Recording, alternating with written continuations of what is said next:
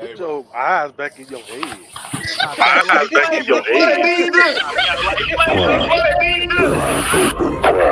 And force them to see the truth. And force them to see the truth. We'll skin the sheep and sacrifice And sacrifice the weak. unholy alliance. The unholy alliance has arrived.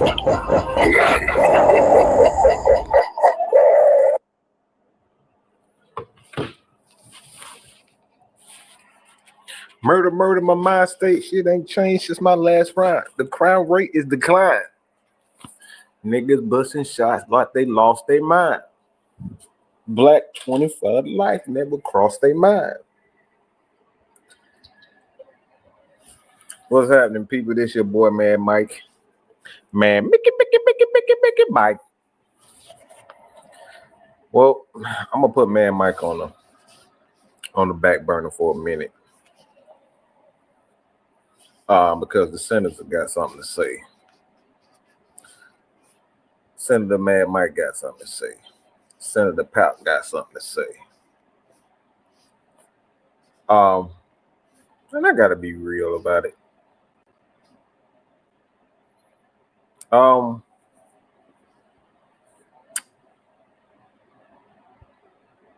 So this is gonna be a loose show, right? So it's gonna be a loose show, a free show, and we're gonna go wherever it fucking takes us.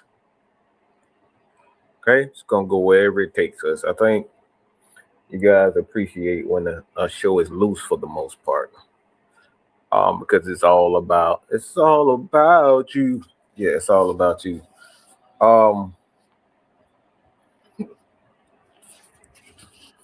I don't have much things nice to say. I really don't. So I'm not even gonna try to pretend like I'm like in a good mood about this. I didn't say team, but I just don't. I got shit to say.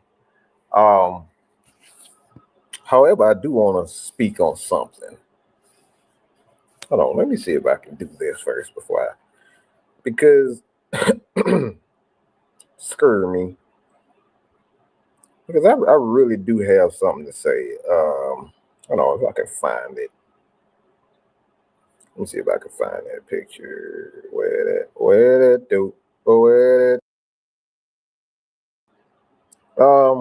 Yeah. Let me put that in here.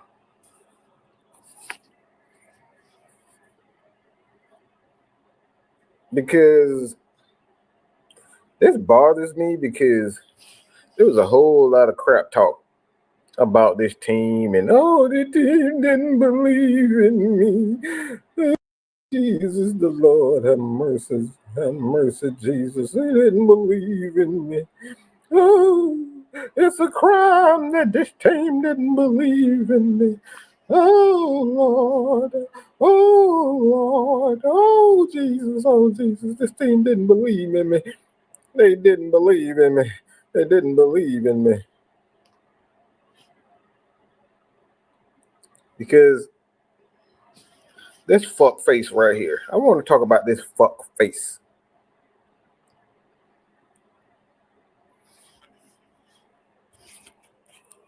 Yeah, this fuck face right here.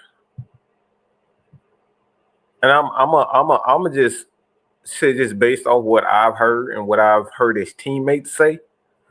I got to talk about this little fuck face right here. See,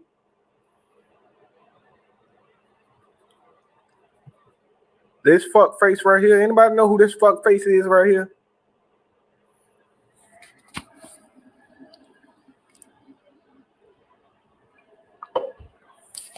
Okay. Because this, like I said, I'm going based off what his teammates said and what his coaches said.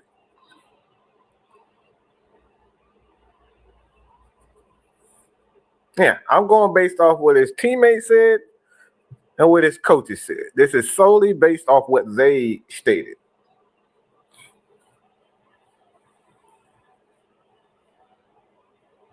Okay? So if he just so happened to have some type of injury or sickness or illness, I know I'm gonna just put that disclaimer out there because I don't know what he's dealing with as far as like that is concerned. So if that is something that contributed into this particular incident, don't want to speak on that. But this is solely based off what his teammates said and his coaches have stated.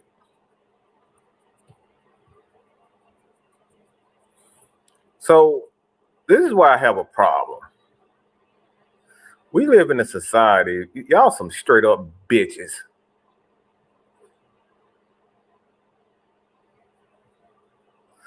Okay?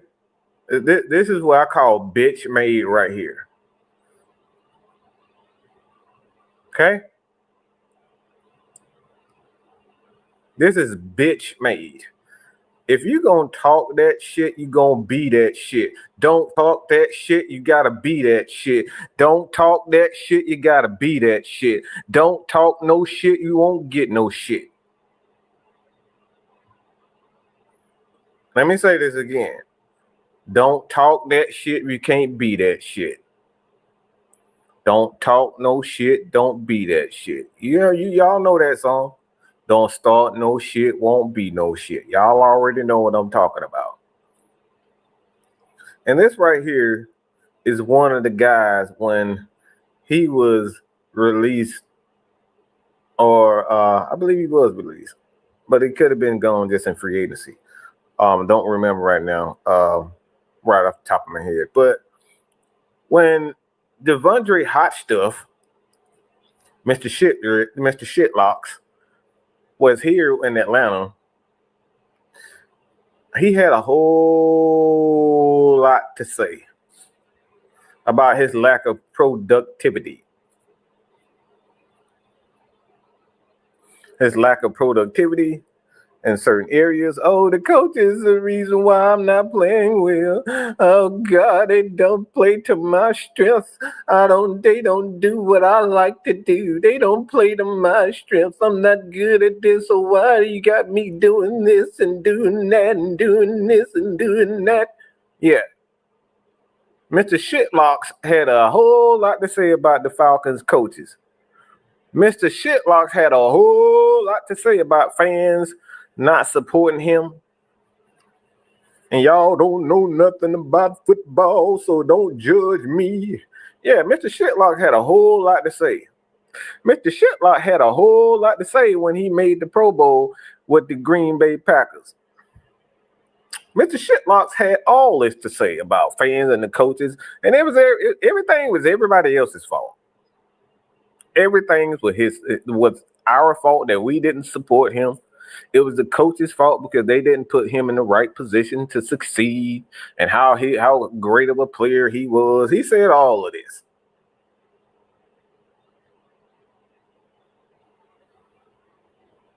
Well, in case you guys did not know, Mr. 49er himself, Mr. Devondre Campbell, told the San Francisco 49er coaching staff, and I quote, that he did not want to play, that he wasn't going to play. Yeah. From what I understand, he refused to go into the game. Mr. Devondre Campbell decided he was not going to go into the game. Why? Because the 49ers brought back one of their better linebackers who was out for the most part with some injuries. And then the 49ers decided they wanted to see, they wanted to play him. Well, Mr. Devondre Campbell got an attitude and decided, well, since you're going to bring him back, I'm not playing anymore. I'm not going to play anymore.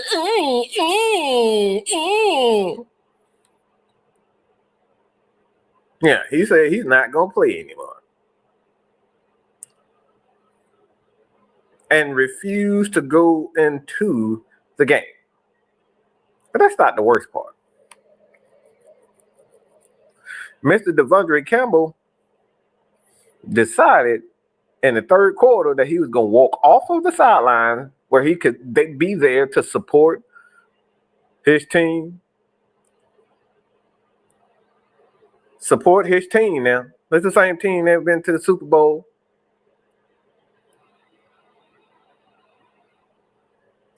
It's the same team that's been, pretty dominant for the most part, even defensively, offensively. They've been a pretty good dang doing team.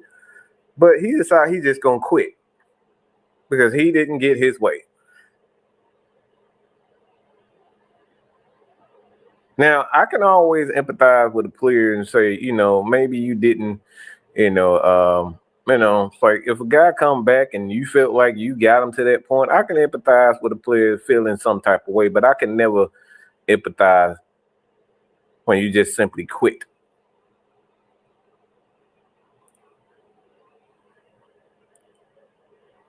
You quit on your team. You quit on your fans. People that love and respect Devondre Campbell, you quit on them. And I'm positive that you have kids. And if he doesn't, I'm positive that you have kids. And, kids saw you walk off the field with your helmet in hand because you said you did not want to play. Why? Because the 49ers decided they want to see what they're bringing back one of their better defensive players and linebackers. And they wanted to just put him in the game.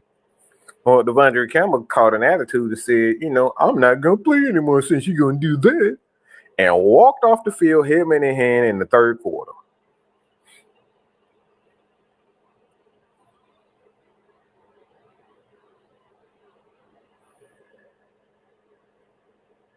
And the biggest part about this, just why I said this is where the society is right now.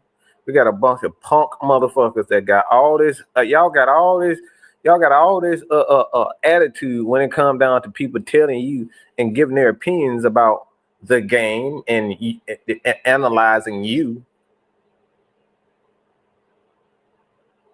You got all this attitude. You want to go on Twitter and all these social media apps and defend your honor when people have opinions about you, and everyone has a right to speak their mind and speak their piece. But like, if you're gonna talk shit like that, you better look.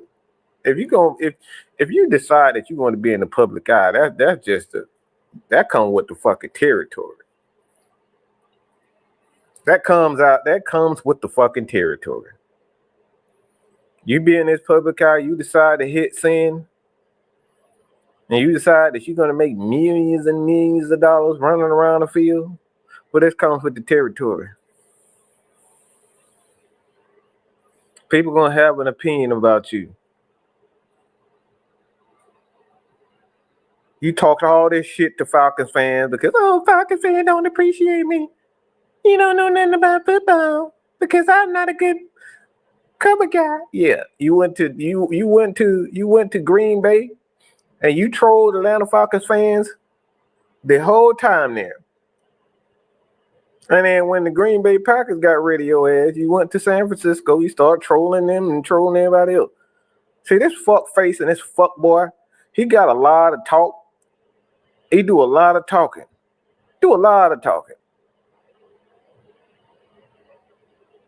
Real men do what real men do. They hold and stand pat and stand on the word. Their word. They stand on being a good teammate when you playing this game. When you playing the game of football, when you have a game and a team of guys that are around you, you stand pat to your fucking word. Even if things just go to the left or to the right or whatever the case you may be, you stand on that word and say, look, I said I was going to help you guys, and this is what I'm going to do. It's still fuck you, but I'm still holding my word.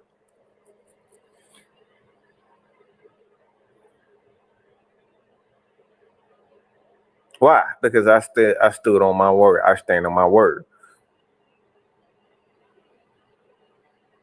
how most of us was raised is stand on your fucking word. Stand by your teammates, especially when you decide to play a game of football. Stand by your team. Be there to help the next guy. Because the next guy for this team, for that particular team, in our instance, this could be the next Roddy White. Joe Horn's career didn't end the way that he hoped that it would end with the New Orleans Saints and ended up getting released. And guess what he did? He wasn't sour and bitter. He didn't say fuck the New Orleans Saints and say I'm gonna walk out on y'all. I'm not gonna teach anybody else anything because my feelings will hurt.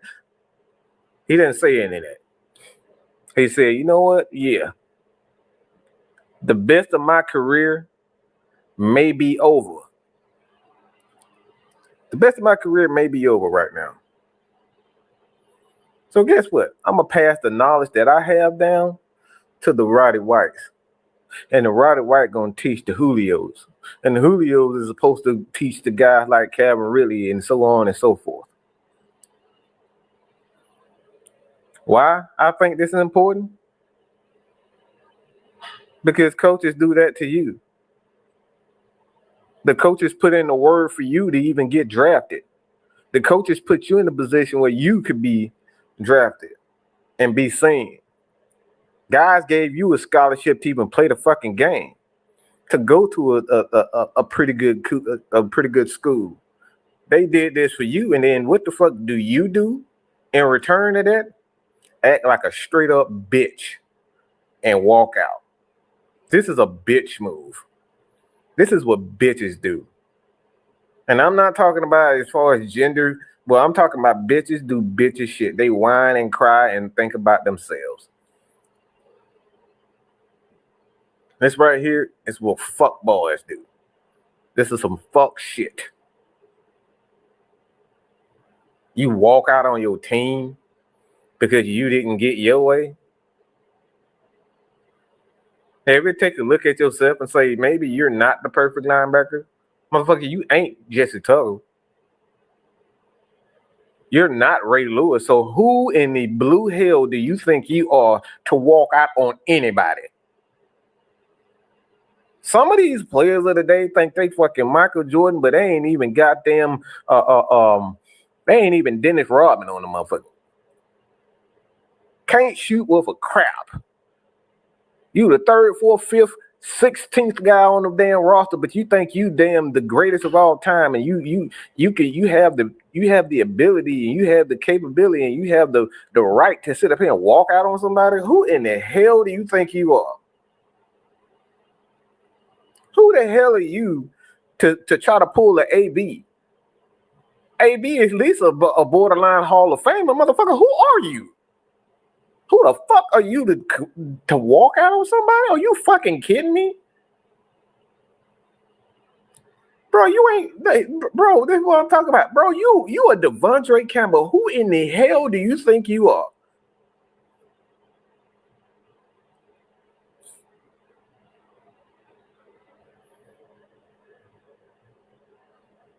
You walking out on somebody like you a fucking legend or something. Like you don't put in work to change franchise. Man, sit your clown ass down. And Josh, go to fucking hell with this bullshit. All right, get the fuck out of here with this whack ass shit. Get that man dick out of your ass, okay? Because that's what the fuck. Get the fuck out of here. Ain't nobody said nothing about no fucking Matt Ryan right now. Okay, fuck Matt Ryan right here. We talking about this right now. Let that man penis go, okay? Let his penis go. He's retired. He's on TV now, okay? Let Matt Ryan have his penis, okay? Thank you.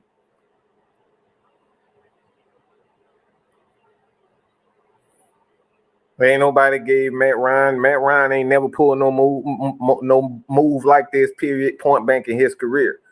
He stood like a fucking soldier.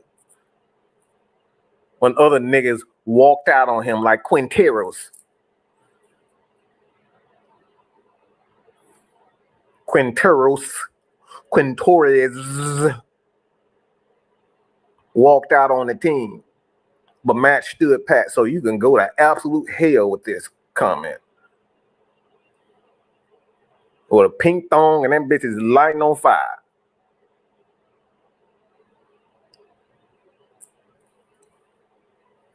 Matt Ryan ain't never played no bitch move like this. So fuck out of here with that. We got some spoiled ass players that think because they making millions that means you a great legend player and you have the right to do and say whatever the hell you want to do. Get the fuck out of here. And speaking of Bill Belichick, a lot of people talking about Bill Belichick and Bill Belichick would have been this and this. Well, Bill Belichick is acting like a little bitch too.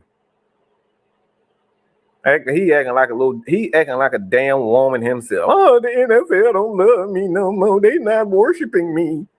They don't worship me no more. I'm the greatest coach of all time. How come they don't want me? Bill Belichick, he only went to North Carolina because he know North Carolina gonna do one thing: praise and worship him. So to go to hell, Bill Belichick too. It's so the entitlement of just people today is sickening. Because guys ain't worshiping you and praising you.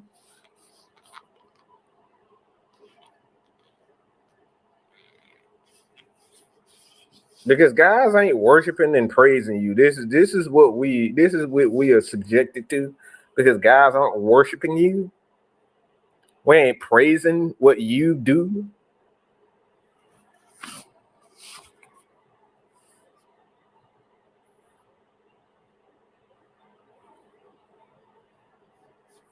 Now, if y'all want to throw some Bill Belichick stuff in there, we can start that now. Because I said this is going to be a loose show for the most part. T-Drop said we should have gotten Bill. I don't know about that. No, I think for the most part the NFL has passed him by as far as how things are being seen, as far as the game and player skills and the different types of skills that needs to be in certain areas. I think that has by because he has a certain style of players that's not necessarily for him personally. I don't think it's changing. And a lot of coaches are being reluctant to change their philosophy as far as the quarterback position. In my opinion, it has been changing, has been ever changing.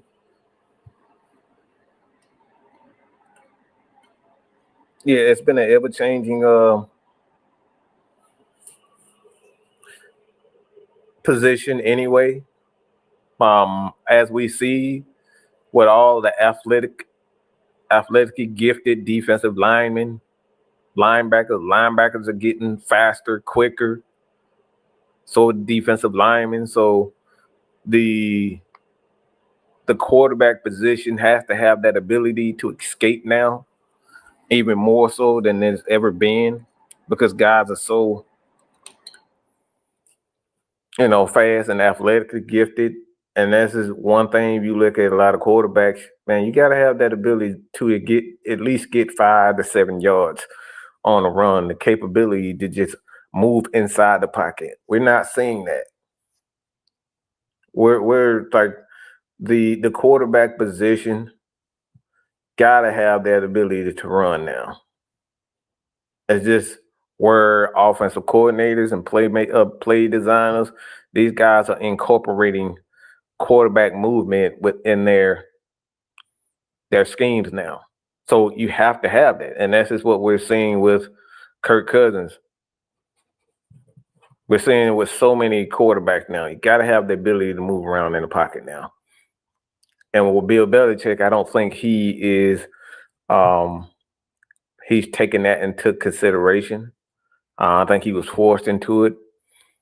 And then you look at, the offense side of the ball, it's never been something that he's been great at. I think that's one aspect. And then you look at defensively, I think Bill Belichick has always been a genius when it comes down to the defense side of the ball. He understands that, and he isn't reluctant to change. But offensively, I think that's where the disconnect, where a lot of fans are concerned. They worry about Bill Belichick. Defensively, he gets it. But offensively, I think he's reluctant to change with times. And then I don't think that's the end all be all with Bill. Like Bill, what, 75? He's 70-something years old, bro. Do you think he'll really be able to coach for 10 more years? We don't know. So I think his age, and he's not understanding that, bro. You 70 years old, cuz. Bro, you 70, you 70 years old, man. Like, let's keep it real, bro. Ain't nobody gonna keep a 77-year-old guy around.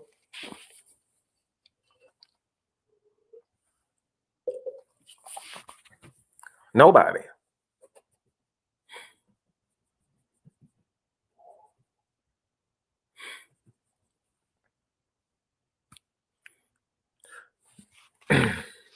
Do you think Atlanta Falcons make the playoffs 10-7?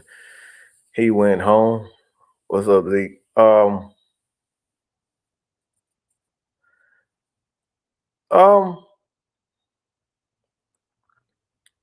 told y'all, I was like, I'm just being honest. No, not the way the Falcons are playing right now. Absolutely not. I don't see the Falcons finishing 10-7. I just don't like what I'm seeing defensively at all. I think he is way over his head. I think he's stubborn. I think he's egotistical. Raheem Morris. I think he's just infatuated with running things the way he wants to run them, and I don't like it. I have no confidence in this team defensively at all. I always state that offensively, you're going to have them up and downs. There's going to be games where your team barely scores 6 points and you averaging 27, 30 points a game. There's going to be those games when you have your offense go through these struggles. But that's why you need a defense when they are struggling, put that offense in better situations where they don't have to go 30, 70, 60, 70 yards down the field. You get them 40, 50 yards, 40 by 40 yards to get points. So you need that defense to help balance the offense and put them in a better position so they can kind of dumb things down to get back into a rhythm. Right now, the Falcons just aren't in a rhythm offensively, and it happens to every offense. It happens to every team. This is not just the Atlanta Falcons. We've seen it all year with the Chiefs. So I don't have a problem with the Falcons offensively, to be honest. This happens. It happens to all great coaches. It happens to all great offense. You just go through those times. But that's why you need balance. That's why you need the special teams to kick in.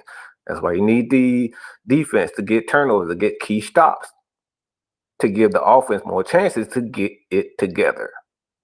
So I don't have a problem with the Falcons offense. Everything that all my issues is with this defense.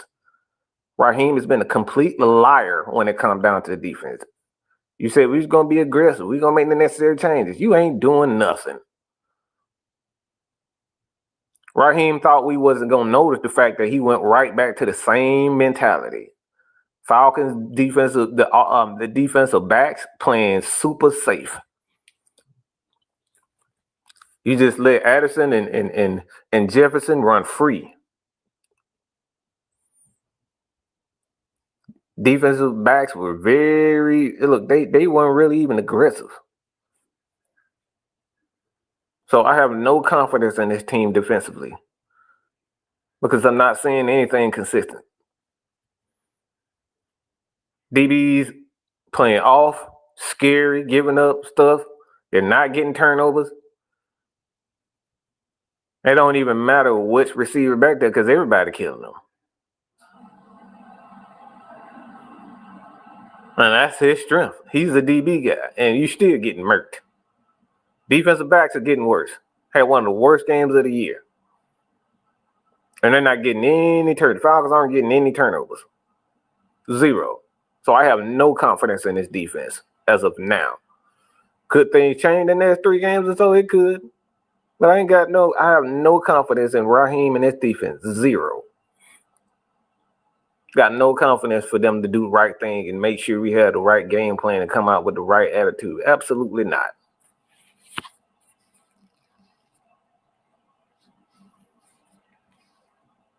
Bill Belichick won championship before. I mean, the thing is, he's won the Super Bowl, so it's not true that he is nothing without Tom Brady. And it's not true that Tom Brady is great without Bill Belichick. He's won. I mean, just go look at his time. He was one of the architects of that New York Giants and Lawrence Taylor. You know what I'm saying? He was the architect. Him and Bill Parcells was the architect of that defense. Bill Belichick was a special teams guy, defensive guy. Everywhere he's been, he's had a great defense. He's had pretty good defenses. So he's a hell of a defensive guy. He's a hell of a coach. He's a cheater also. But everywhere he's had success. One thing you can't take from him, everywhere he's been, he's had success defensively. You know, so those guys, you know, they'll be forever connected together. So like I can't say that Bill Belichick is nothing without Tom Brady because he's won championships without him.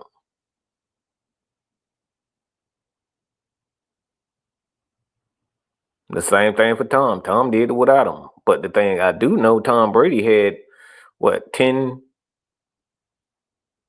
top 10 defenses the entire time? Like, I think the one time he did not have a top 10 defense, I think it was like 1 or 2 times his entire career. So how great is Tom Brady without top defenses? We don't know what Tom Brady looks like without a top defense. Because everywhere he's been, he's chosen a top defense. Even go look at his time in Tampa Bay. Tampa Bay was like a top 5 defense when they brought him in.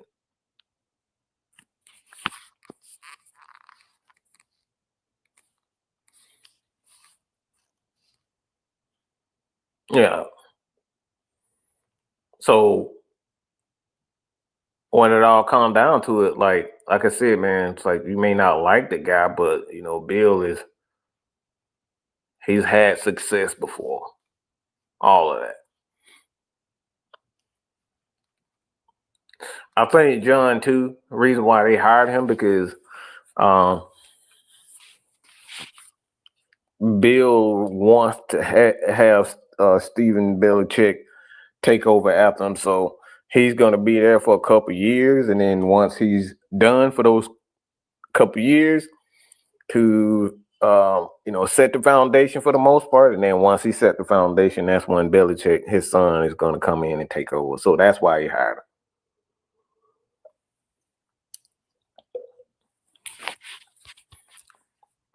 And no team in the NFL wants to deal with a 70-something-year-old coach. And, as you can see, even the college games are looking at him saying, all right, how long you really going to play? I mean, how long you're going to coach?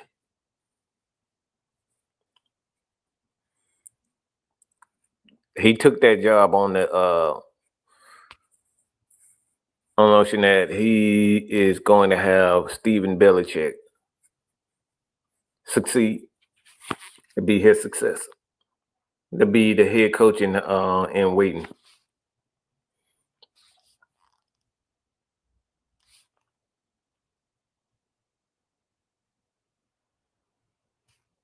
No, I got.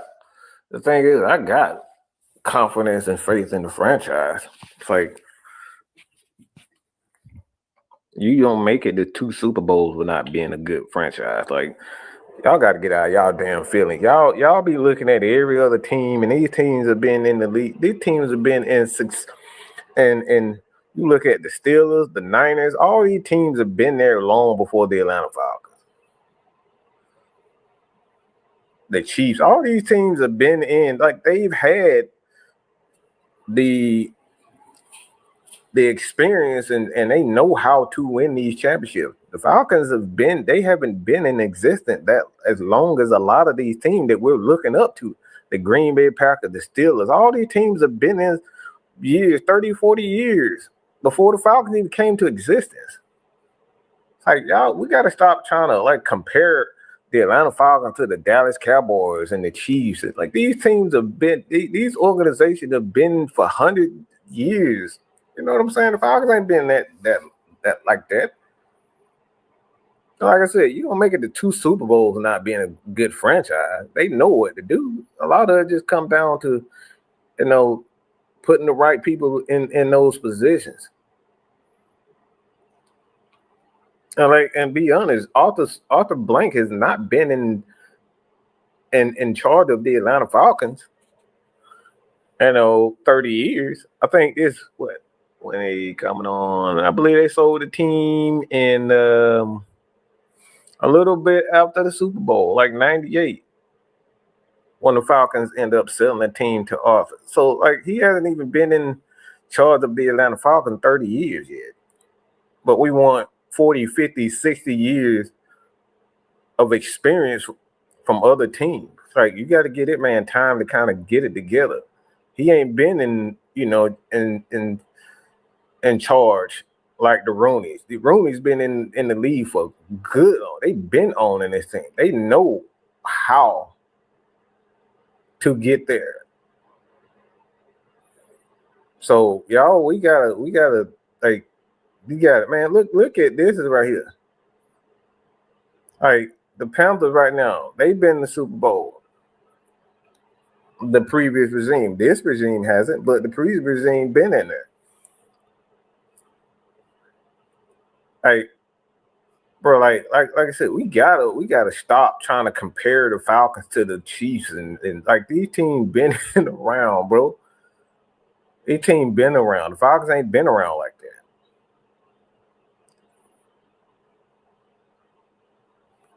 So for everybody who wants, to start on this conversation in itself, let's get started.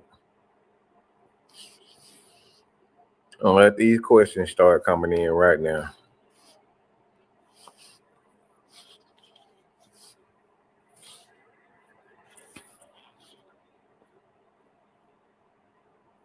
So this is my gripe. And people can say whatever you can say what the hell you want.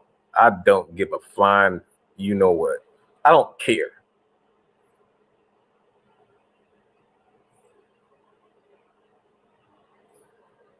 I'm tired of looking at my fucking coach every goddamn press conference. He's fucking smiling and joking. Hi, how you doing, Allison? Fuck you and your smiles.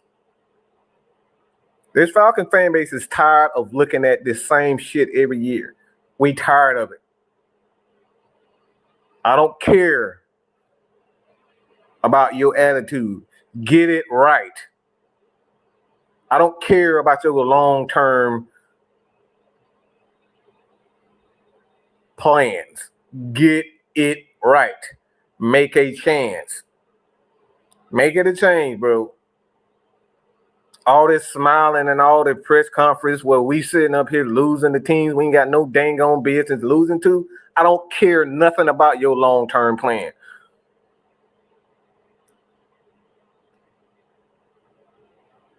All this damn smiling and trying to get along and PR shit, the hell with that.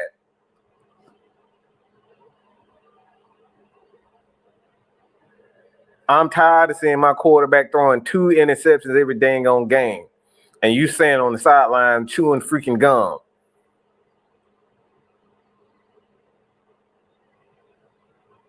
I'm tired of hearing Grady Jarrett say, hey, man, we're beating ourselves. We beating ourselves. We beating ourselves. We beating ourselves. We beating ourselves. We beating ourselves. We beating ourselves. We beating ourselves.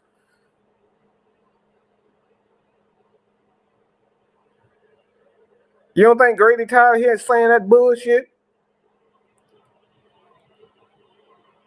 You don't think Grady get tired of saying, we beating ourselves, we beating ourselves, we can't beat ourselves, we beat ourselves, we can't beat ourselves, we can't beat ourselves. Ain't nobody going, man, ain't nobody trying to hear that bullshit. Get it right. I don't give a fuck about you being upset about the question of somebody and somebody you don't want to answer the questions over and over and over again. Look, I'm not going to answer that. I want to hear it. I don't care. Get it done. The fans are tired of you and your excuses. I don't care that you have a long-term plan. We want to see something different. And right now, we're not seeing anything different. Why? Because here we go again under 500. You was the main one sitting up here talking all this mad crap about, this team, and we're going to outrun the South. And then, you ain't outrunning the damn thing. You want to sit up here and talk about Kirk Cousins, the reason why you got. Well, he the reason why you right in the position now. You want to pick and choose the good and the bad. Yeah, Kirk helped get you here, but he helped get you right where you at right now. In the damn gutter. Out of first place. You got to be balanced, bro. You can't be sitting up here talking about, we going to talk about all the positives about Kirk Cousins, but you don't want to say nothing about the fact that he's the reason why you in this predicament right now. Motherfucker ain't threw one touchdown in the last 4 games or so? But you want to talk about him getting you here. Just say just say we trying to give him a chance because we paid all this money for him. Because that's what it come down to.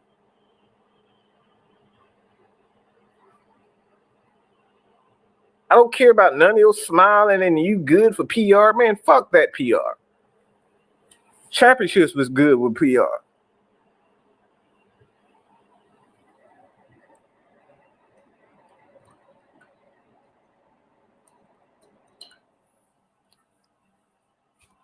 You want the fans to stick behind you, but you saying stupid crap like this. Curry the reason we gonna give him a chance because he's the reason why we got. Yeah, he's the reason why you got here. 6-3, but he's the reason why you got them 6-7 right now, too. On a 4-game slide. And then every time we see a damn press conference, you fucking smiling and talking to Allison. And no shot to Allison, but I'm fucking tired of him. Hey, Allison, how you doing, girl?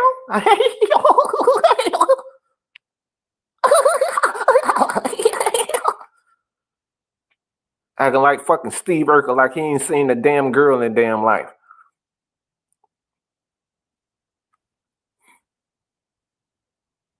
We going on a 4-game slide because your defense can't get a damn stop, and they giving up 40 points every goddamn 2-3 every damn game now. But you want to sit up here and giggle and smile with fucking Allison and guys. And run and duck and hide with all these damn from the tough questions. Well, I already answered it. I don't think I have to get it. We're going to get it done. No, the hell. Look, how many times you going to say we got to get it done?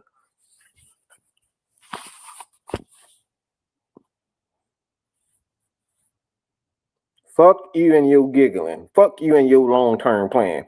Falcons fans want change now.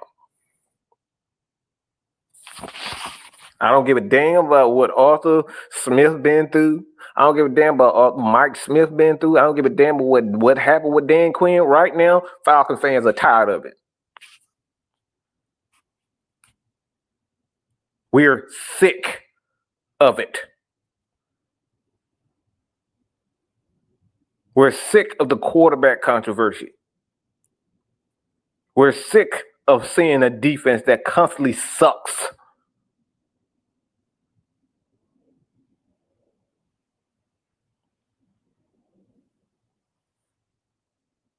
We're sick of you constantly telling me, we need to do better with the pass rush. How many damn times we gonna keep on talking about we need to get better pass rush?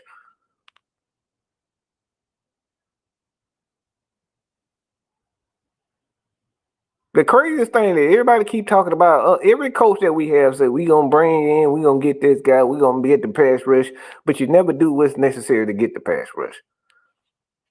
You bring in Dean Pease, who's a hell of a coach, and then you don't give him anything to work with.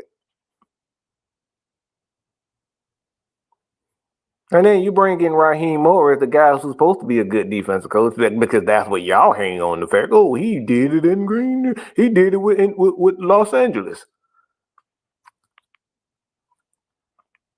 He did it in Los Angeles. Yeah, I like you saw Los Angeles last year. You saw him last night. Did anybody see the game last night? Yeah, it don't look like they missed Raheem at all. So was it really Raheem, or is it something else? Oh, we want to talk about that? We want to talk about the fact that the Rams still look pretty good without him? Anybody want to have a conversation about that? Because y'all the one who said he was Jesus Christ and he fits the culture in the line. Let's give the black man a shot. Let's give the black man a shot opportunity. Man, fuck that and that black man bullshit. We want results. To hell with culture. To hell with being black or white. Get the job done. We want success. We want anybody that's qualified to bring us a championship. If you qualified, I don't give a fuck if you an alien from Mars. We need success. We want change. We want a defense that could get stops. We want a defense that could get sacks. Turnovers and interceptions are all cute, but we want sacks. We want a top defense.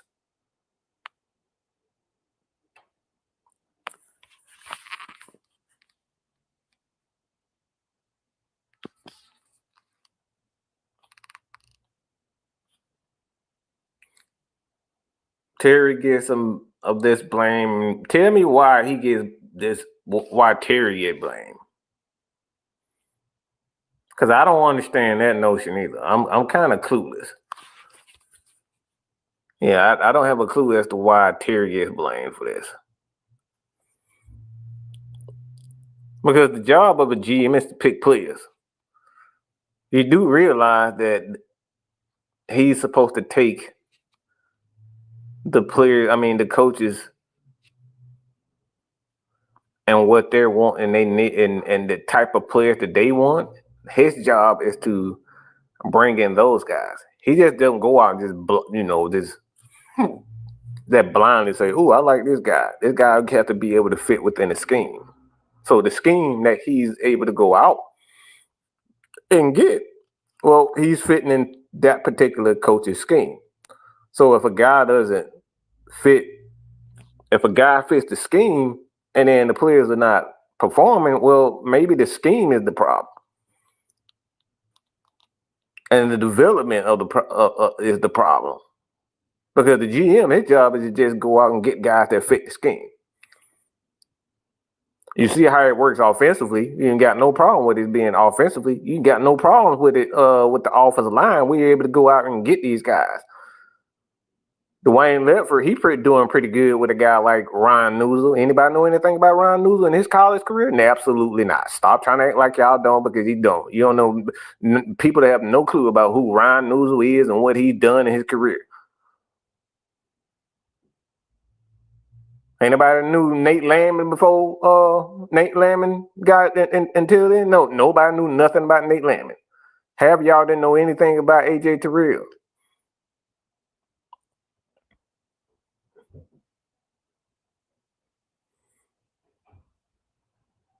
So let's not sit up here and say that let's not sit up here and say that Terry Fontenot is a problem.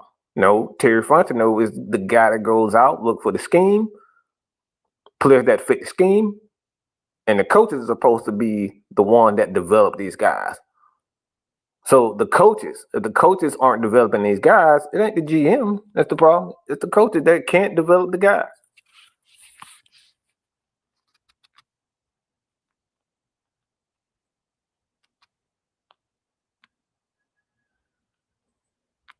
Like, we keep sitting up here talking about, the GM, he got all these sucky players. Who the hell you think he drafted them for? And this is the same reason why I have a problem with anybody that say Kyle Pitts is a problem and this guy and that guy's a problem. Like, they ain't the problem. The GM ain't the problem. The coach is the problem. You can't develop the guys. If you can't find a way to get Kyle Pitts the problem, the GM ain't the problem. It's the coach's problem. They horrible at developing players. They're horrible at designing plays to get these guys the ball.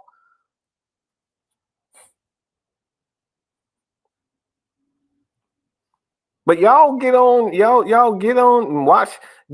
social media and y'all watch these bullshit ass shows like 96 90 whatever the hell they is, 90 whatever the hell 95.2 whatever the fuck it is, 92.9 or whatever the hell that damn station is, or Mike Bell. Y'all get on and listen to them doofus dummies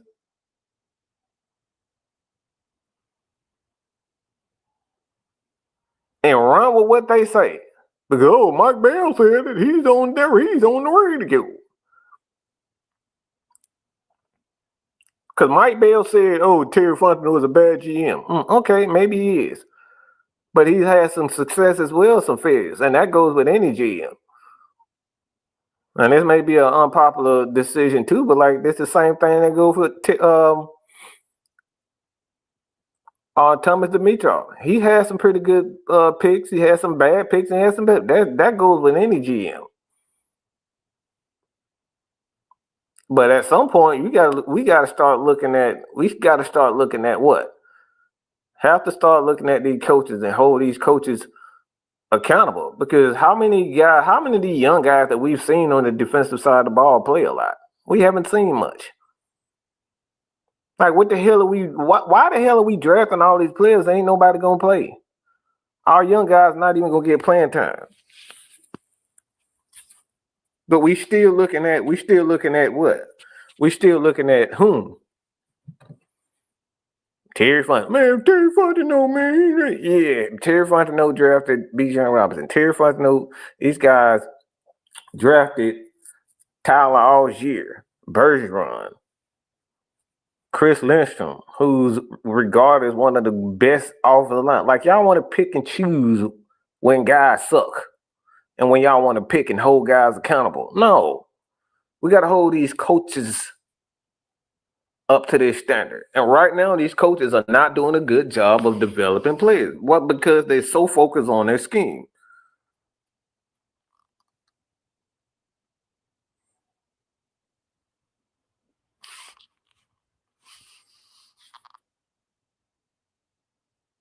Like, we bringing all these guys up here who master ass kissers. That's all I see right now. Until this man can show me that he can be consistently developing a defense, he's a master ass kisser. Raheem is a master ass kisser because I haven't seen much defensively to say he's a great defensive coach, because he's a defensive guy who just so happens to know how to design offensive passing schemes. But his level of expertise is defense. So until I see some change, consistency defensively, because we're not seeing any consistency defensively. The secondary looks they look bad right now. They look absolutely atrocious this past game. Playing 5 and 10 yards off the ball. It's like, man, what are you talking about? There ain't no consistency with this defense. But I'm supposed to play this black and white crap. Oh, man, the white man got the chance. The white man got the chance. Oh, Arthur Smith, the white man got the chance. Oh, man, we need to get a black man the chance. Man, the hell with that bull crap. Fuck Raheem and that black shit. Show us results. We want to see our defense improve. We want to see our special teams improve. We want to see our offense improve. Anybody want to talk about Dwayne Leffert?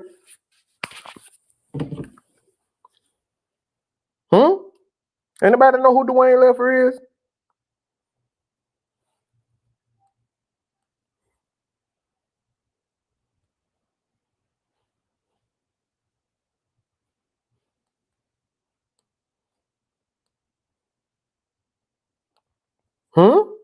I'll wait. I'll wait. Anybody know who Dwayne Lefford is? Dwayne Lefford, offensive line coach. What his name say? Offensive line coach. Anybody looked at and what he's able to do with this offensive line? We want to talk about that.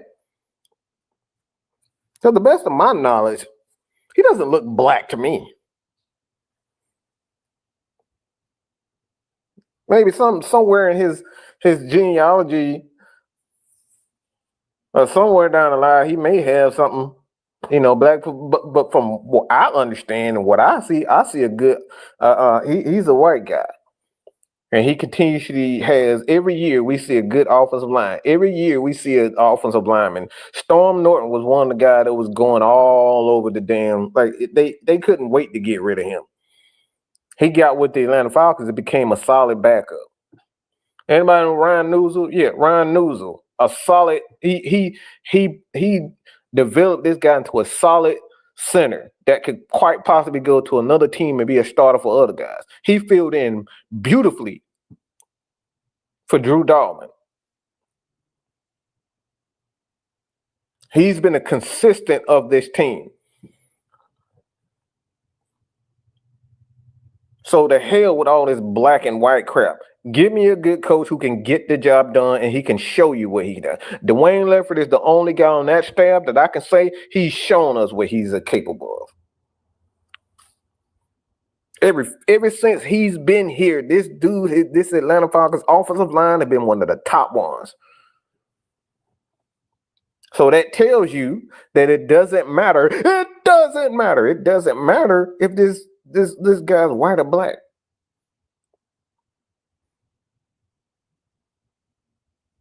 You see that our offensive line is always near the top because of Dwayne Lefford and his ability to develop guys. So we do that same thing, get the same thing for the defensive line, get the right coaches in here. We'll be able to do the same thing. But the Atlanta Falcons, they're not focused on that.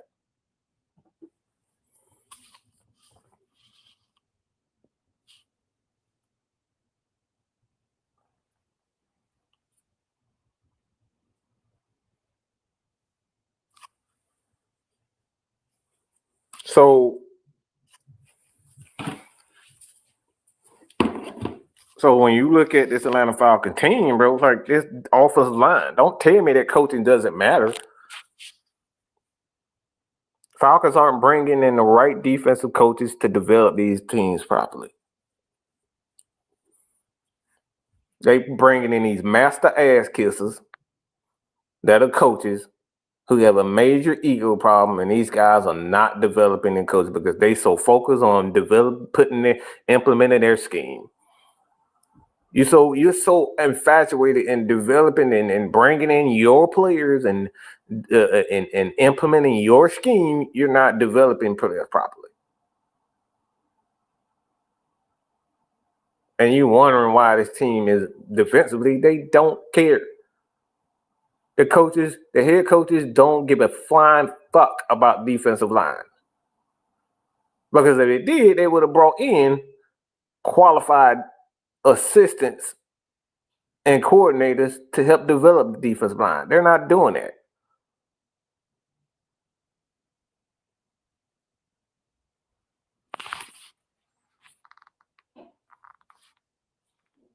Every year we say the same thing about this pass rush, these edge rushers.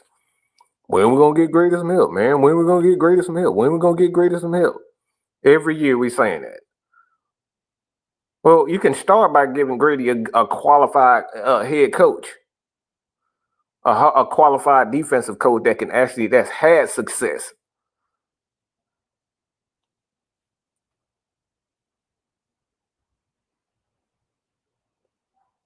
Raheem ain't nothing more from what I've stated, or what I've seen out of his career.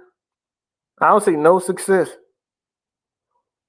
No consistency success. Let me rephrase that. No consistent success. He had these outlining years and say, oh, he's a good coach. Well, he was Tampa Bay. He inherited a good defense. Sound for me, don't it? Yeah, it sounds for me because that's exactly what happened to him with the Rams. He inherited a good defense. Do it look like the Rams missing him now? Absolutely not. To hell with all these master ass kisses, because it's all, from what I've seen thus far from Raheem Moore, he nothing but a master ass kisser. Until he shows, please, Raheem, show me that you're a good coach. I want it, please. I want you to succeed. I want this Atlanta Falcons to succeed. But you're not showing me nothing we have not seen from this defense before.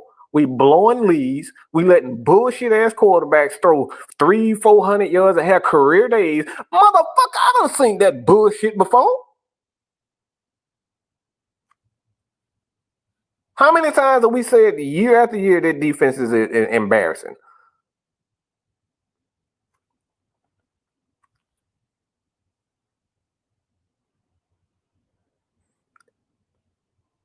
Yeah, we said that in 2016 to 17 in the Super Bowl. Yeah, we said that.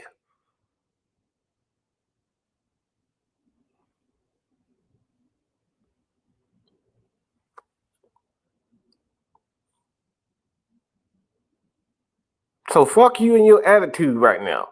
Show us. I'm tired. To hell with Raheem and his excuses and his stupid smiles and his stupid giggles during fucking press conference, because ain't shit funny. It ain't a damn thing funny right now. I don't care about you getting along with fucking media. The hell with that. Falcons fans want to see improvement. That's all we want to see. Like even if we lose games, we just want to see consistency. And the only consistency that we've seen from this defense is that they consistently have these games where they embarrass us.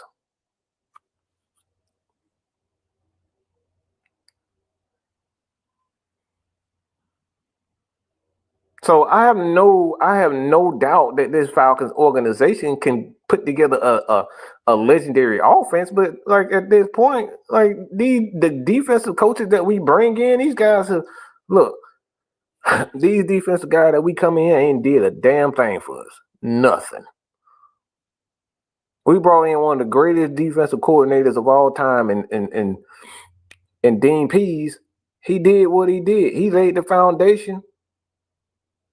But being that he was at an age, he had to take care of his family and he had to retire because he promised his wife.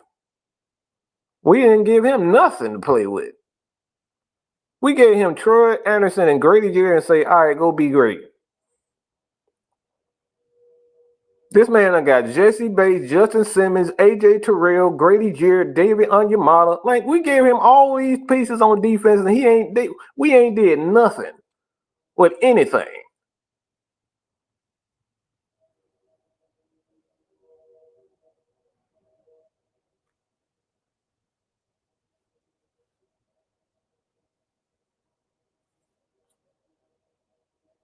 He ain't giving us anything differently. How many times have we seen our DBs get interceptions, but they can't stop the run and they can't do this? And the guy named Elmo Gilmore at quarterback throw for 400-500 yards.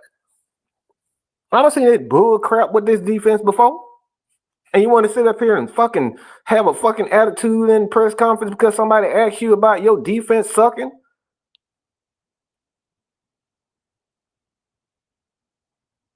Always goddamn smiling with the female reporters. Man, get out of here with that bull crap, man.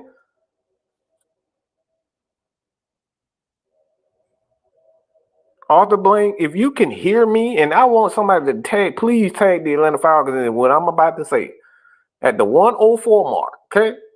Arthur, if you can hear me, and if you just so happen to get this message, anybody, we don't give a flying fuck about the culture. We don't care about culture. We want a coach that's going to come in here and get success and have success. To hell with being black. To hell with being white and Asian and any other ethnicity. We don't care nothing about that. Real Falcons fans, we want success. I don't care about being able to shop for Jordans at the damn Benz. I don't care about being able to drink and get a haircut at the damn Benz. I don't care about $2 tacos at this motherfucker. I don't care nothing about the food being cheap at the Benz. Get us wins and get us a successful defense. I don't care about our offense being able to score 40, 30 points a game. Get us a defense. Show us that you guys want it. I don't want another press conference about how our coach is gonna promise us we gonna get a defense. Show us.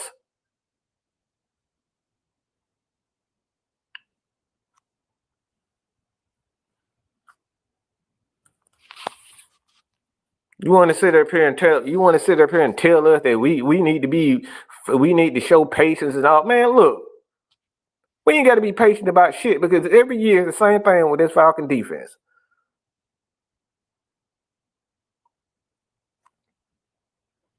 Motherfucker been trying to sell us trying to get us to buy a fucking ticket to get a fucking haircut at the Benz. Man, get the fuck out of here.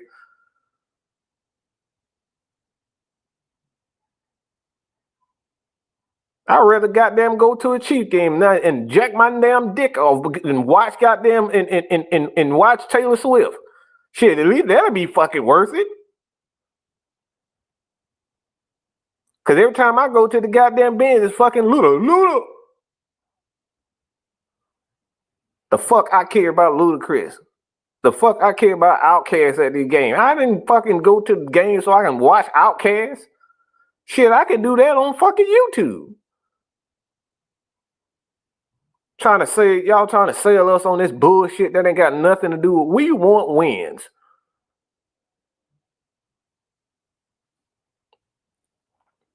Shit, I can get goddamn drunk sitting on the goddamn on the damn couch. The hell I care about going to the Benz and having $2 goddamn drinks and beers and shit. I don't care nothing about that bullshit. Get us a defense. Get us a defense that's going to be consistent. We don't care. We don't care about the ticket prices, okay? Because real fans are going to pay what it costs anyway. Get us a defense. Okay, Arthur? Get us a coach that's not gonna fucking smile and talk about fucking what you call that shit? We're gonna be resilience. We're gonna be resilient. We're gonna be resilient. We're gonna be tough. We're gonna be rough, and we're gonna get our ass just to turn around and get your ass kicked. We're gonna be resilient. We're gonna be resilient. We're gonna when we get our ass kicked, we're gonna cover. We're gonna bounce back, and we're gonna have a nice attitude, and we're gonna smile, and man, get out of here. Get us a defense and shut the fuck up. Get us a defense and shut the fuck up. Because until we get a defense, that motherfucker gonna keep staying empty. Okay. You're gonna have to hold every goddamn Georgia Bulldog and Atlanta United goddamn to get fans there until we get what we want. We want a defense. I'm tired of throwing for 400-500 yards a goddamn game just to score fucking 13 points.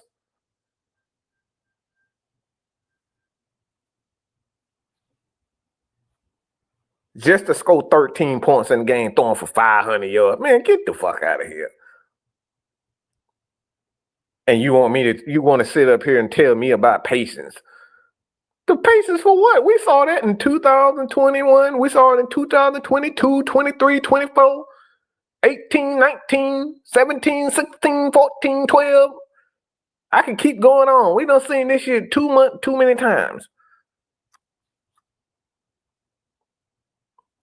We done seen our defense suck since 2010, 2008. We done seen our defense suck time and time again. But you want to create a distraction and say, man, we got some $2 tacos over here, man. Come on, get them. Come on down. Taco Tuesday. We get free tacos. And man, come on, bro. I don't want another smiley ass coach. I'm tired of drinking whiskey on these losses. Look, y'all don't got me drinking on Sundays now, okay? We got all these coaches that got attitudes, but they ain't got no attitude about their own players.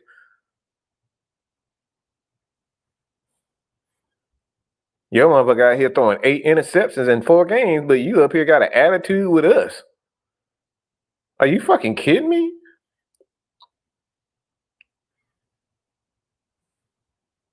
I ain't got nothing nice to say about this coaching staff. It ain't about, like I said, this ain't about the players. I mean, it's the coaching. It's the coaching, guys. I have no problem with I don't got a problem with Kirk. I don't got a problem with none of these players. I got a problem with these punk ass coaches that they so worried about their ego and implementing their scheme and trying to be regarded as I'm an offensive guru, I'm a defense. Ain't did nothing.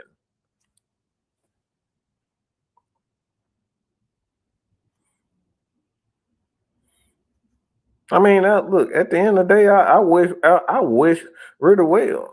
I don't think he'll have a good game, but it wouldn't surprise me. This right here, let a running back fumble 8 times. He'll be on the damn sideline. Like, I understand what Raheem is trying to do. They trying to justify them paying $40 million for him, and they don't want to look like an incompetent organizer. They so worried about their image. This is all this is. The only reason why he got Kurt starting at this point is because they paid him $40 million and they don't want to look like an incompetent, dumb organization. Well, it's too late for that. Everybody already think it's stupid. So it's dumb anyway.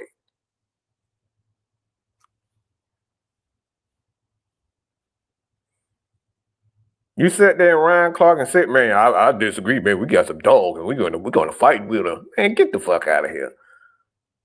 The defense ass. Oh, you did a whole bunch of talking.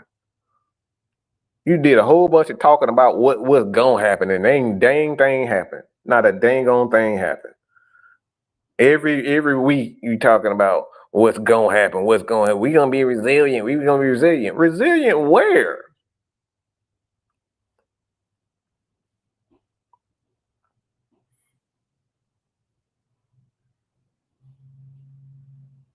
Andre, what's going on, man? Andre Ray, what's going on, pimping? And anybody else that's in the chat from, if you fan of other teams, I appreciate it. Truly appreciate it. But I'm tired of having no-name quarterbacks that done struggled, have career days against our defense. Having our defensive backs, running around like he got a goddamn horse without a fucking blinder on.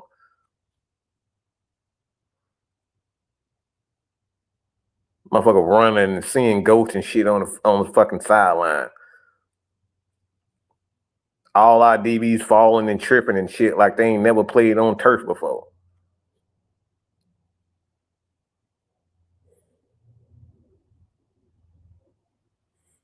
I mean, I love Ritter. I think he's a good look. Given the opportunity, the proper opportunity, and the proper coaching, I think he can be a decent quarterback.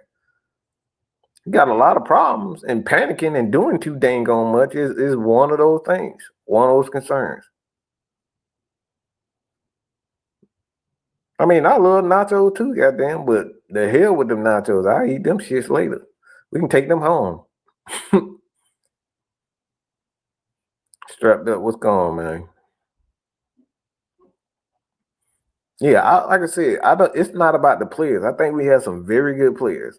I think Terry Fontenot, Raheem, Zach Robinson have done a great job. We got to give Kyle Smith credit too, because he's the head guy sitting next to Terry Fontenot as far as the scouting is concerned. So we got to give Kyle credit too for putting together a good roster. I think he took a higher leadership position as far as the scouting department that Kyle Smith has done. So the Falcons have some good scouts. But the problem is when you got good scouts and not good coaches, it's all for nothing.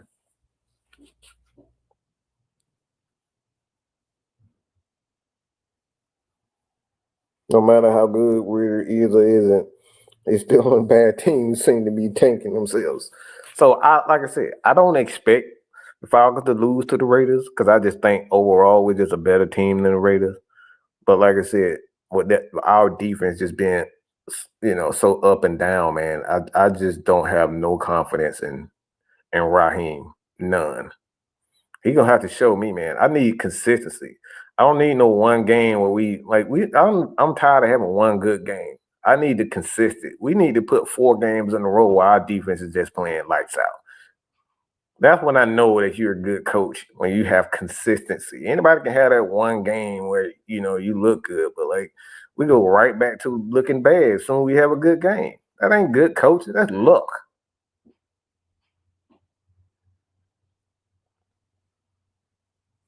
17 touchdowns, 15 interceptions, and 12 fumbles. Man, this man got a triple-double at quarterback position.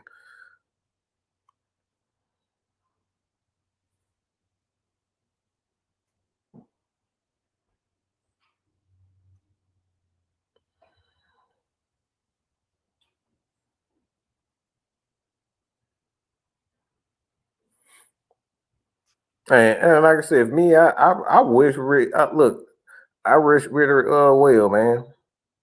I wish Raheem well, but right now, that son of a bitch ain't showing me nothing but a fucking a Kool-Aid fucking smile.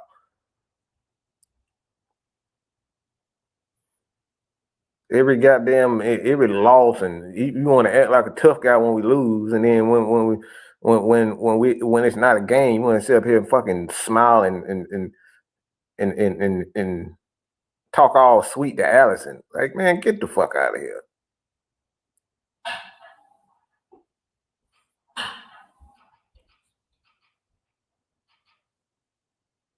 That right here, John, he's been consistent throwing that soft coverage.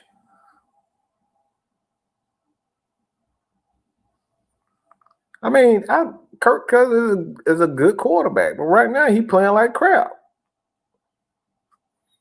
There's nothing to look forward to when you playing bad. You can't win games when you're quarterback. I don't care how good your running game and your defense is. When the quarterback playing this bad, he's throwing 2 interceptions almost every game.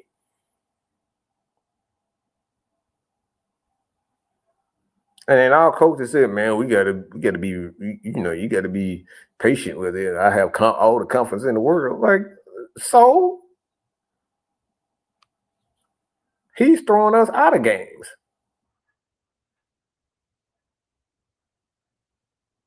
He's making horrendous mistakes that even rookie quarterbacks don't make.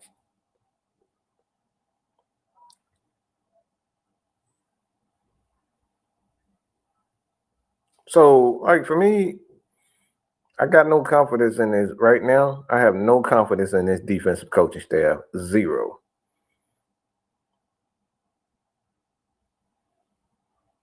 I know we got a young offensive coordinator, but Raheem is not young. He's been in the league for a while.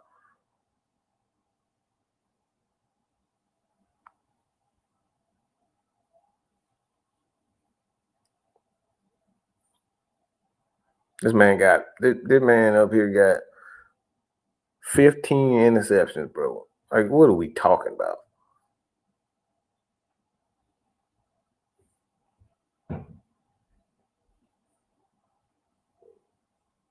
$27 turnovers.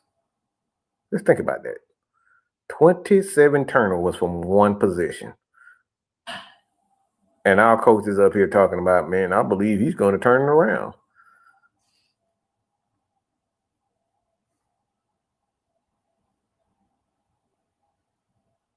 $27 turnover, and this motherfucker been talking about he gonna turn it around. We 6-7 threw us out of first place. And he talking about, man, I believe he's gonna turn it around.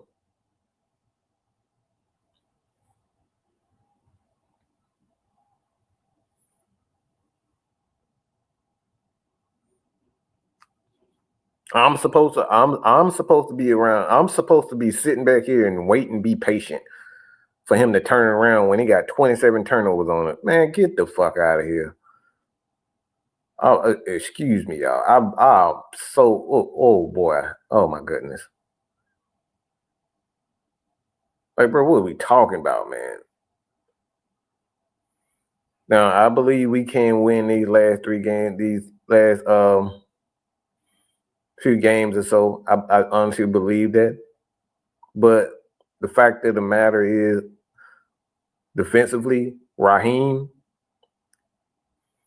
and offensively, our quarterbacks are the reason why we failed. And you sit up there and say it to our face that we were a quarterback away from the playoffs. Just to turn around and be right back in the same horrendous predicament, turning the ball over the way that we turned the ball over, and the defense still look bad. And I'm supposed to trust you after you said to the fans that we were a quarterback away from getting to the playoffs? Man, get the fuck out of here. And you can go back and listen to his comments yourself, because that came from him.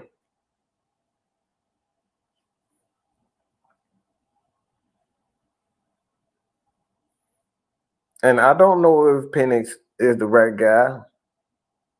I don't know if he's the right guy. If you look at, history and what it, to be honest, what it is, typically young quarterbacks being thrown into the fire the first year doesn't work. History says that's a recipe for failure. That's to throw a young guy in there. So I don't want the Falcons to just throw him in there in the midst of, uncertainty. I don't think that'll be fair to Mike. But to be honest, like if Kurt is gonna be making horrendous decisions like this, like, common sense to any person. It's like, look, the rookie could do this crap that he's doing.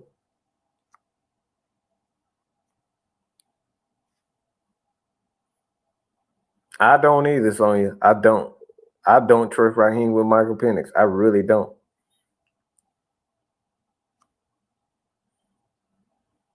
I don't know. So I don't think throwing Penix in there is going to be the best thing for him, because Raheem don't even know what he want to do. Falcons have to decide on what they are going, their identity offensively going to be. If you're going to be passing the ball and this is what we're going to see, we're going to, live and die by the pass, so be it. I'm cool with that. But make a decision. When quarterbacks are struggling, we're going to rely on the running game, but we're going to, for the most part, we're going to be a passing game. I could dig that. But at least you're going to be consistent.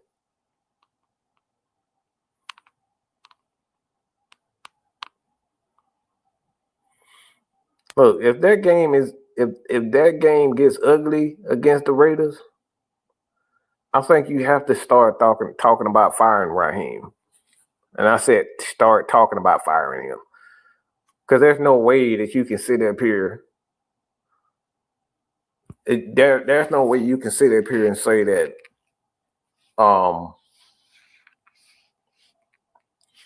that this guy and Raheem is he's the guy to get us to where we need to be. There's no way I can say that he's that guy when you're getting your ass handed to you by one of the worst teams in the league. You getting your ass handed to you by the Raiders, and these guys are doing their best to tank. They done traded their players, some of their best players, and you get your ass handed to them by what? By the Raiders? Yeah, you have to start that conversation.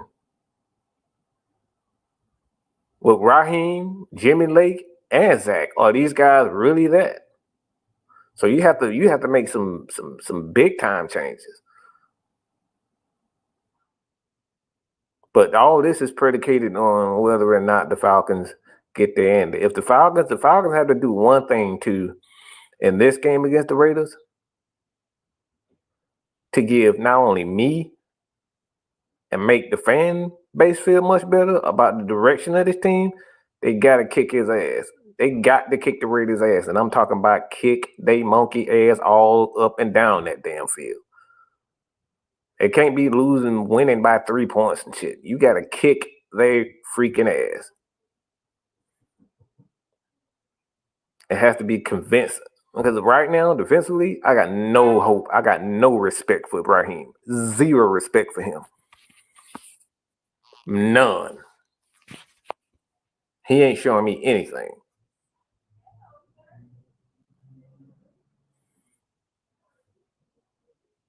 No, because the thing is for me, man, this is bad coaching. I don't like to see a coach who specializes in something.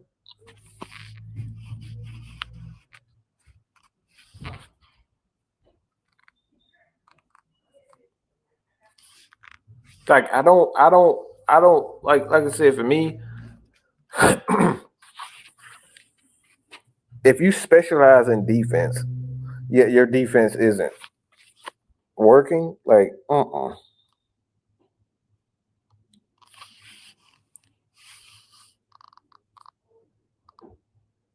Like, how can I believe in you?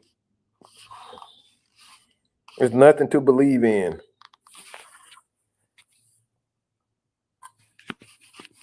Your side of the ball, like, we're not showing any upside with your side of the ball. None.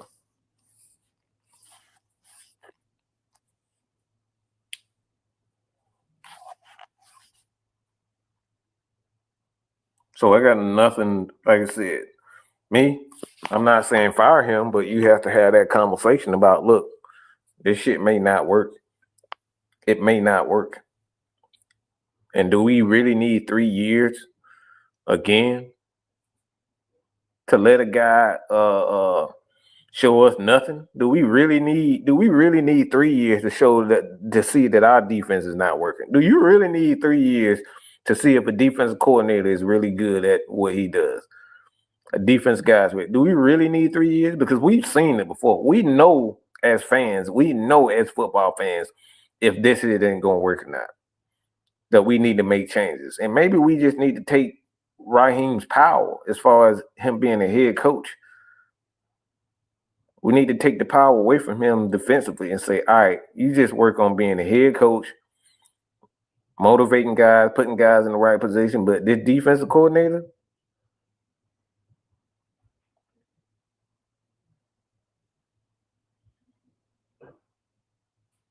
needs to he needs to get it together, period, point blank.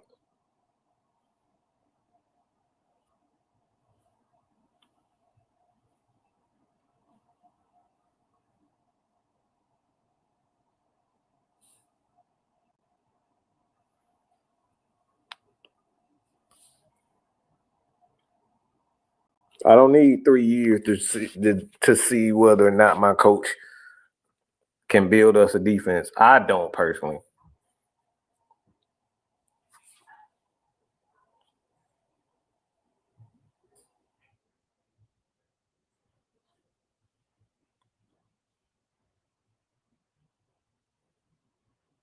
No, I don't think he'll be fired. But like I said, I think, I just think, you have to start having that conversation, a real conversation about firing him, or at least bringing in somebody who knows what the hell they're doing defensively. We can't sit back 3 years and say, we're going to be patient. No, Falcons fans ain't trying to be patient.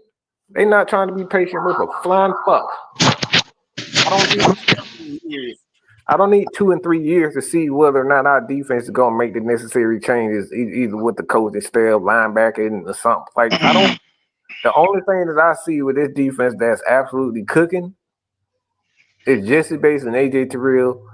A guy like Arnold Ebiketie, I've given him a hard time, but he's showing me that he can get to the next level. But outside of those, Grady Jarrett speaks for himself. Every kid is showing me something. You know what I'm saying? But AJ showing me something. Jesse Bates showing me something. But everybody else can suck a fucking titty. LT, what's going on?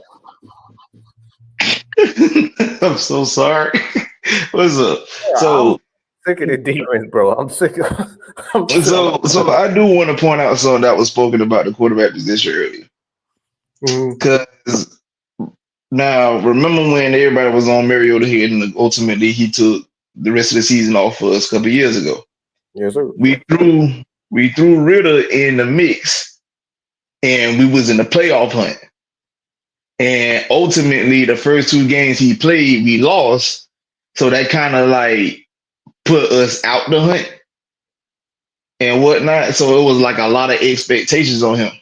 So now you pretty much will be repeating the cycle, throwing Penix in the mix. Not saying that we shouldn't give it a try, because like you said, Kurt has been playing horrifically for the past month.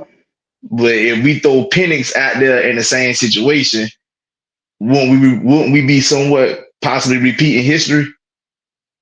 Because you ruin Ritter, and so many times you kind of ruin Ritter's psyche by doing that. They threw this man in a game on the road against New Orleans with a playoff berth at stake. That's a lot of pressure. That's a lot of pressure. He shouldn't have been in that situation. That's why I agree with you with. You don't throw somebody in who's not qualified in a position and say, all right, fix it. That's what they did. Like that's a lot of pressure, and I need people to understand that. Like I wouldn't knock saying Penny shouldn't be starting or he shouldn't get an opportunity, but when you got a playoff berth on the line, and then you saying, "All right, rookie, get out there, win us some games, help us win some games, so we get in the playoffs." Boy, Liz, you gonna shit bricks real bad. That's a lot of pressure for a young guy. Like they've been in situations where, like just on a lesser scale, we kind of threw LT in the mix of it. We kind of threw him out. Like that's been a philosophy for me personally. I don't do it to everybody, but I like if I feel like somebody is qualified, we kind of set them up. I set Sam up and I set LT up. Me and Don threw him in the face. He had no clue that you gonna bring him in and see what he can do. But I set him up. We threw him in the live and say, all right, it's your time to shine. He did well, but most people don't. Most people don't do well in that situation. You fall flat. Coincidentally, I thought I was helping out. I was horrible on my first videos. I tell y'all, I was nowhere near this. I was terrible. Okay, terrible. But I just want to make that point because it like when you were speaking and y'all mentioned about Ritter and Penix and when you said you hope you did, it was like, wait a minute. Didn't we throw Ritter out in a situation just like this when he was a rookie and basically threw him to the Wolves with a playoff berth on the line? We did it to Taylor Heineke too. We said, go Taylor, win us one game. And he folded. Right. So now you'll be repeating a cycle with Penix. Because people might think, well, he's a first overall pick. We all been saying for years the draft is a crapshoot. Where you pick that is based off what your skill set look like in the college level. That don't mean it translates into the NFL. We've seen that time and time again. Ryan Leaf is regarded as one of the best college football quarterbacks of all time, and the dude sucked in the NFL. Absolutely sucked. He said, let Kirk die on this forward. He was brought in. He was brought to get this team to the playoffs this year. Point blank period. I wholeheartedly agree, man. Reddy says I want Penix to succeed, but to say Penix is better based on a handful of snaps is wishful thinking, and that's why I agree. Do I believe that Penix can come in and have some quality play? I think he's had some quality play. I think that's not taking too far, but like that's a whole lot of pressure, especially for a young quarterback. I mean, we keep talking about if he succeeds, but what if he fails? You done destroyed the confidence of your number one pick. I mean, didn't we do that? I mean, again, don't get me wrong. And like I said, I'm not trying to like go to bat for the kid, but remember now on the same game where Ritter was starting in New Orleans on a 4th and 5, game on the line, season on the line, this man completed a pass that could have shot his confidence up, and Drake London fumbled the ball and ultimately lost the game because of that. So like stuff like that can either make or break you. For saying Penix, I didn't see it. I mean, we saw some stuff, but it wasn't enough. It wasn't enough to be like he's definitely ready, because if you paid attention to that preseason game he played in, you seen where he was missing simple throws. Like he missed a dude that was wide open on the out route and he overthrew him. Like I don't care if you're a rookie or not, you gotta make that throw. Now if it's tight coverage, that's different. But this man was literally wide open and you overshot him on the out route. You can't do that. No, those are easy. Those are elementary throws. Those are high school throws. You can't miss those. That like he's missing it, and that's why I say for me personally, I think he's hit that wall where older quarterbacks hit, and sometimes you just hit it, and there's nothing you can do about it. Because right now, the biggest issue that I'm seeing that he's watching the rush. And anybody who ever played a game and know anything about the game, when the quarterback start watching the rush, he's done as a quarterback. It ain't shit you can do about it. And that is something that we saw. Even Dan Orlovsky, a lot of guys are saying he's watching the rush. He doesn't want to get hit. When a quarterback doesn't want to get hit, he is done as a quarterback. You might as well start over. Yeah. He's done. So, like I said, man, we've been on for an hour and 36. LT, you got anything else? Small, big but small. Look, I've had these conversations with people for a minute, and it's not like a person like me. I don't want to say I don't want to see Raheem succeed. That would be absolutely false, because for him to succeed, for my team to succeed, well, our team to succeed, he has to succeed. The problem that I have is, like I've said in some of the videos I did breakdowns, like after games, where and you could attest to this, I literally have said I'm seeing things that I don't like, but we're winning, so I'll hold off on that. I've been saying it all year. Yeah, True said the same thing. True been saying the same thing. And you can't have that. Stuff like that.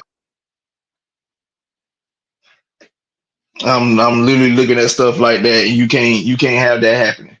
So I want the coaching staff to do better in the future. But if I told some folks before, if these folks happen to lose Monday, we're gonna have to really have a conversation for real people.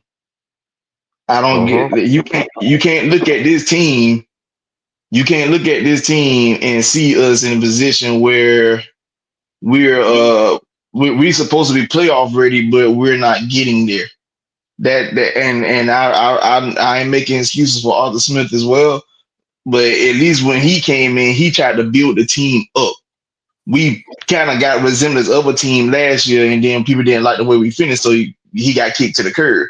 But everybody looked, the media, the coaches, everybody looked at the Falcons this year and said, playoff ready, they could definitely win the division. And here we are sitting in second place when we had a division on lock all year. Yeah, you can't have that. And that's the thing. It's like you got better players. It's a better roster. It's better than, a good third of the teams in the NFL. And you're right back where you were last year. We're literally a game away from where we were last year. That can't happen. There needs to be progress. And I'm not even just talking about record-wise solely. I'm talking about just defensively. We're not improving defensively at all. At all. I'm not going to lie to you. I think last year we played way better on defense than we did this year. And we got more talent this year. Mm-hmm. That's where my problem come in at. We played better last year on defense than we doing this year, and we got at least better talent in so many terms. Like the linebacker play might not be as well, but overall defensively, by quote unquote names, we in a better position. Yet here we are. We look way worse than what we looked last year. That's a major problem. That's a major concern for me. And We that's look what way worse on the damn when Dean Pease had it. And Pease ain't had he had nobody. He had nobody to work with at the time. yeah. So stuff like that got to be answered. It got to be answered. We got to see an improvement. And I'm like, Mike, I don't want to see you go out there Monday dominating the Ravens, but then you giving up 300 yards to Drew Lock against the Giants. Like that shit that make my ass hurt. That's where I said my frustration is with his coaching decisions. What he's saying is a lie because he's not doing anything he said he was going to do. And just defensively, I just need to see some growth defensively. And I'm not seeing anything from the defensive side of the ball as far as I'm talking about coaching. Coaching is absolutely horrendous. He's doing nothing to improve this defense as coaching wise. Nothing. And we can't keep talking about we don't have players. That don't matter. We just need to see some growth, and we're not seeing any growth. And that's the problem that I have. Now when you making life difficult for Justin Herbert, but Sam Darnold just went out there and had a career day. That don't work. That don't like no consistency. None. That can't happen.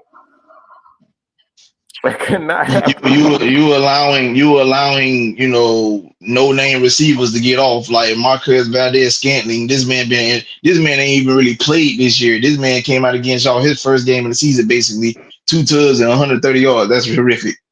Bo Nix go out there and he slashed you like he the second coming of 2013 Peyton Manning.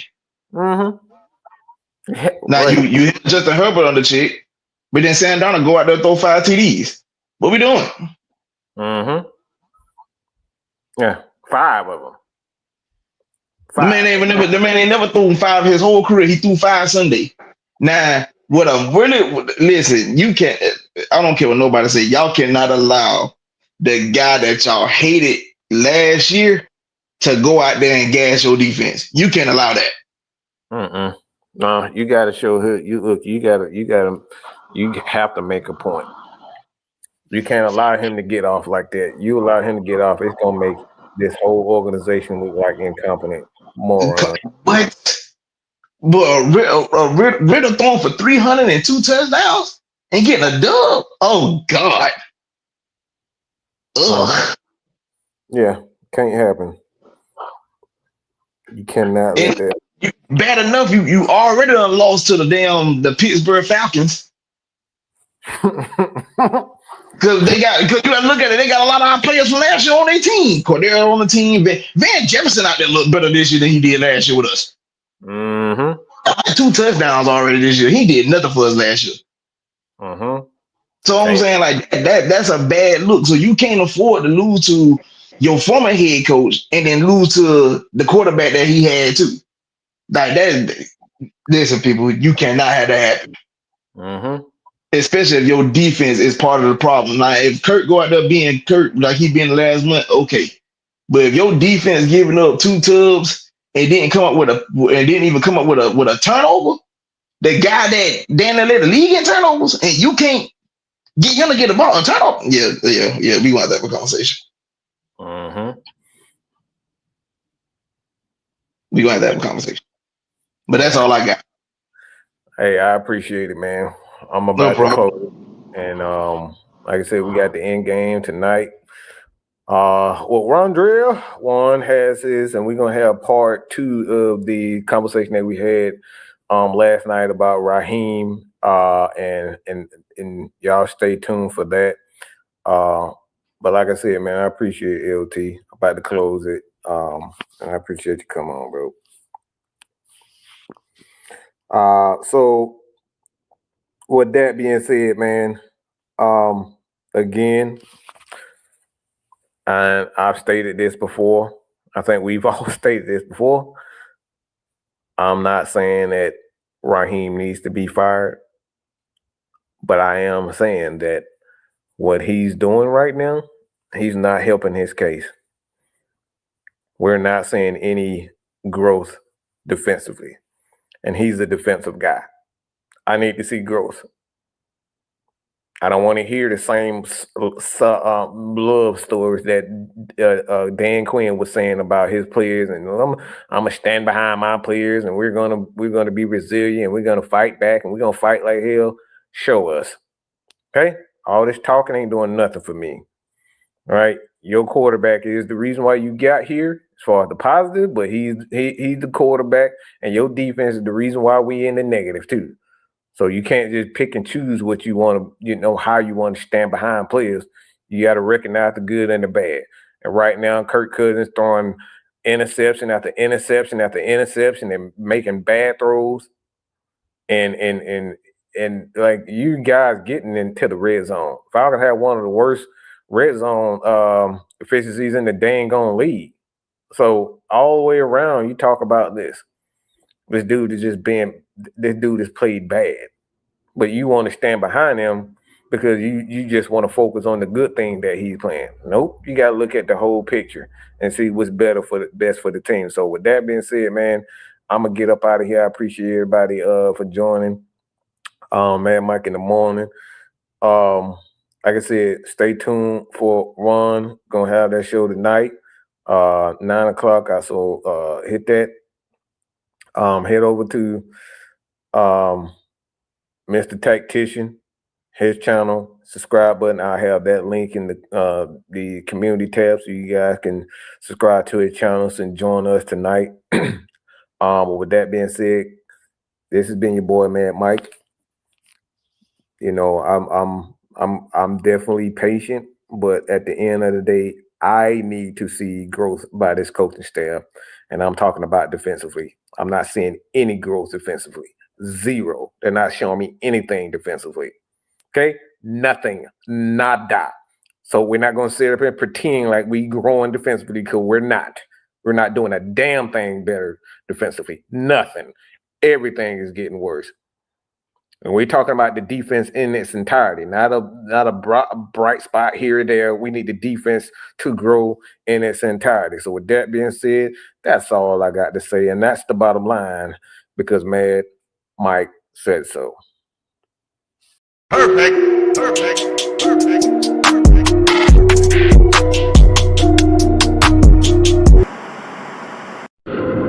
Everybody despises the villain, but never take accountability for creating the villain.